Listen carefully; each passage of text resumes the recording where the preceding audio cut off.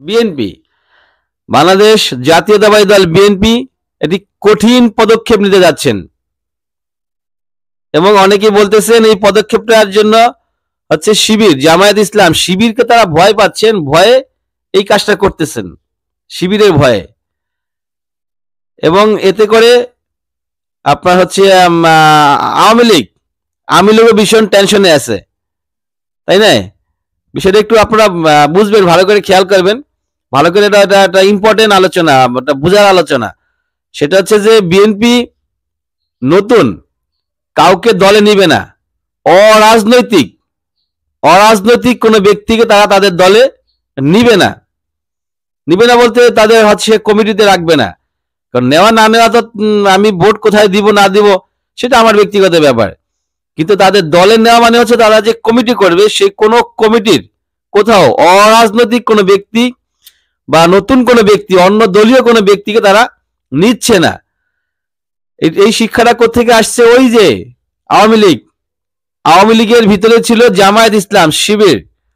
আমরা দেখি এখন অনেক ছেলেপেলেদেরকে দেখা যাচ্ছে তারা সমন্বয়কের ভালো ভালো পজিশনে আছে এবং তারা একটা সময় শিবির ছিল। এবং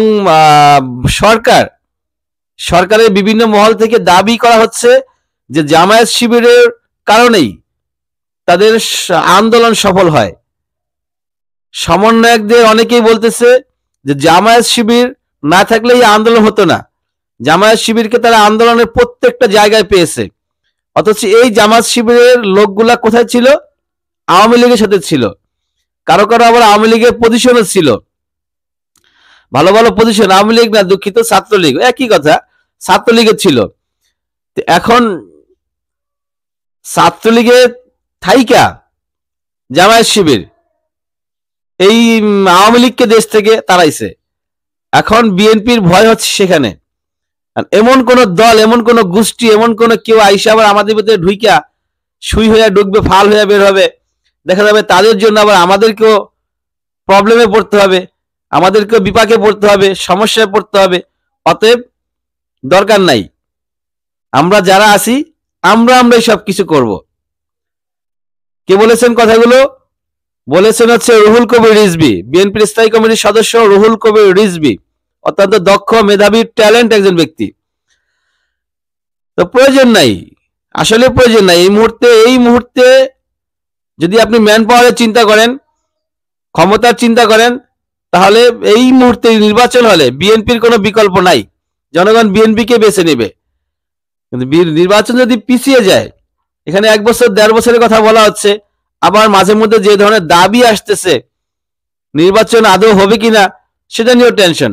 আবার দেখলাম প্রেস উইং শফিকুল আলম তিনি ঘোষণা দিয়েই দিচ্ছেন ডিসেম্বরের মধ্যে নির্বাচন হবে, যদি সংস্কার কম চায়।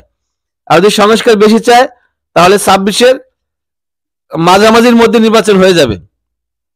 তার মানে প্রেস উইং শফিকুল আলমের ভাষ্য মতে যে 1.5 বছর, সর্বোচ্চ 1.5 বছরের মধ্যে নির্বাচন হতে যাচ্ছে। কিন্তু স্টুডেন্টরা যে ধরনের দাবি করতেছে সেই দাবি অনুযায়ী আদৌ নির্বাচন হয় কিনা সেটাও সন্দেহ আছে।